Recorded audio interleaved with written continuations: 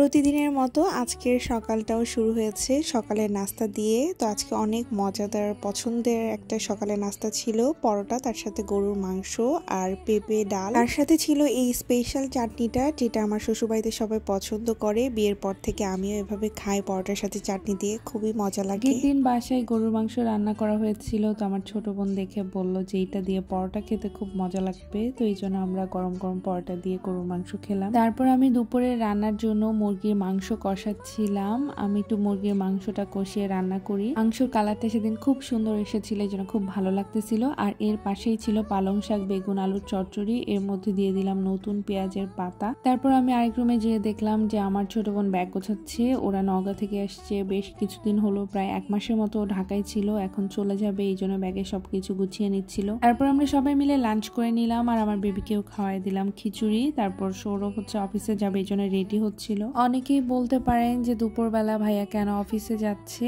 আসলে ওর shifting duty থাকে, এক এক দিন এক এক সময় অফিস থাকে। তো সাইবা দেখছিল যে ওর বাবা রেডি হচ্ছে, এই জন্য ও মনে করতেছিল যে ওকেও নিয়ে যাবে, এই জন্য একটু কান্নাকাটি করতেছিল। তো ওর বাবা চলে যাওয়ার পরে আমরাও রেডি হয়ে বের হয়ে গিয়েছি। আমরা সেদিন রমনা পার্কের উদ্দেশ্যে বের হয়েছিলাম। রিক্সায় যাওয়ার পথে একটু হাতের ক্লিপস নিচ্ছিলাম। আমাদের দেখে আমার বেবিটাও হাত বের করে দিল, আর এখানেও অনেক এনজয় করতেছিল। আকাশে পাখি ওরা দেখে ও পাখিদেরকে ডাকতেছিল, পাখি আয় আয়, আর আমি আমার বোনের সাথে গল্প করতেছিলাম। তো এইভাবে করতে করতেই চলে গেলাম রমনা পার্কে। প্রায় 2 বছর আগে আমি রমনা পার্কে এসেছিলাম, আবার 2 বছর পরে আসা হলো আমার ছোট বোনদের সাথে। পার্কের সামনে কি সুন্দর ফুল ছিল, চুড়ি ছিল, বাদাম আর ফুচকা, তারপরে বেলুন ছিল, এগুলো একটু ভিডিও করছিলাম, খুবই ভালো লাগতেছিল। বেসিক্যালি একটা কাজে আসছি, মানে ফটোশুটের কাজে।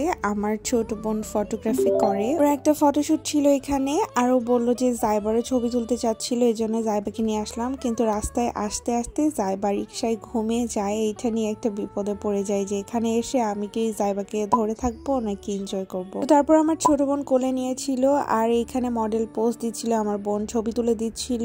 এর মধ্যে আমি আমার হাতের ক্লিপস, পায়ের ক্লিপস নিয়ে নিচ্ছিলাম। যখন ওরা নিজেদের মতো বিজি ছিল, তখন আমি আমার নিজে নিজে ক্লিপস নিচ্ছিলাম। আর এটা হচ্ছে আমার মেজো বোন, ও কিন্তু এই যে রং দিয়ে আলতা পড়তেছে, এটা হচ্ছে একদম ওইখানে যাওয়ার পরে ওইখানে ইনস্ট্যান্ট দিয়ে ফেলছে। আমি ওকে জিজ্ঞেস করতেছিলাম যে এটা শুকাবে কিনা তাড়াতাড়ি। তারপরে এই জায়গায় আমার মেজো বোনেরও কিছু ছবি তুলে নিল আমার ছোট বোন। ও এই যে ফটোগ্রাফি করতেছিল, ওর ছবি একটাও তোলা হয়নি, ও জাস্ট আমাদের ছবি তুলে দিচ্ছিল। আর ও ছবি তুলে দিতে অনেক লাইক করে। এই সময়টাতে জাইবা ঘুমায় ছিল, বাট ওকে কয়েকটা মশা কামড়াইছে জঙ্গলের মধ্যে, যে তখন আমার একদম মনটা খারাপ হয়ে গেছে।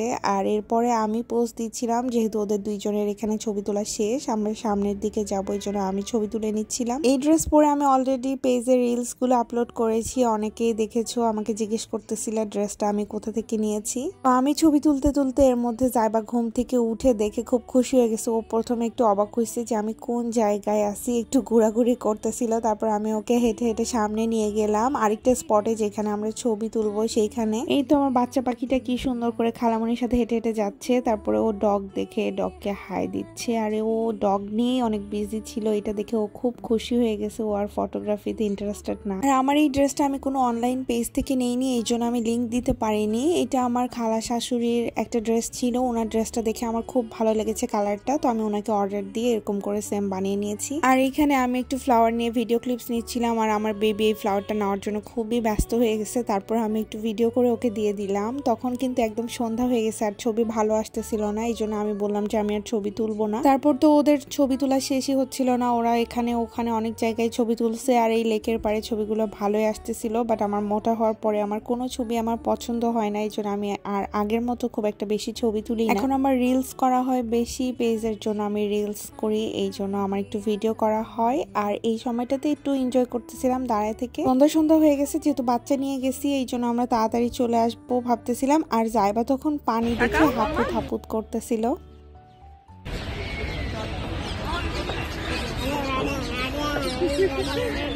খুব দুষ্টু, খালি দুষ্টামি করে, ওকে ভিডিও করতে বললেই ও এরকম করে। তারপর ওখান থেকে এসে ল্যাম্প পোস্টের নিচে কয়েকটা ছবি তুললাম। আমি আসলে বুঝি নাই যে ল্যাম্প পোস্টের নিচে এই টাইমটাতে এত সুন্দর ছবি আসবে, বাট অনেক সুন্দর ছবি এসেছিল। আর এইটা হচ্ছে বাসায় আসার পথে দেখলাম আমার বাসার গলিতে এরকম একটা বেতের জিনিসের দোকান দিয়েছে, এটা আমি আগে দেখি নাই, মানে দোকানটা নতুন দিয়েছে। তো আমার ছোট বোন ওইখান থেকে কিছু জিনিস কিনতে চাচ্ছিল, ওইখান থেকে কয়েকটা ম্যাট কিনেছে। তারপর আমরা বাসায় চলে এসেছি। আমি পুডিং বানিয়েছিলাম, তো এই পুডিংটা এখন খাবো। তো আর লাস্ট এক পিস আছে, এটা নিয়ে খেয়ে ফেললাম। So that's it for today. Thanks for watching the video. তোমরা কি টাইপের ভিডিও আমার কাছ থেকে দেখতে চাও অবশ্যই কমেন্ট করে জানাবে। টাটা, আল্লাহ হাফেজ।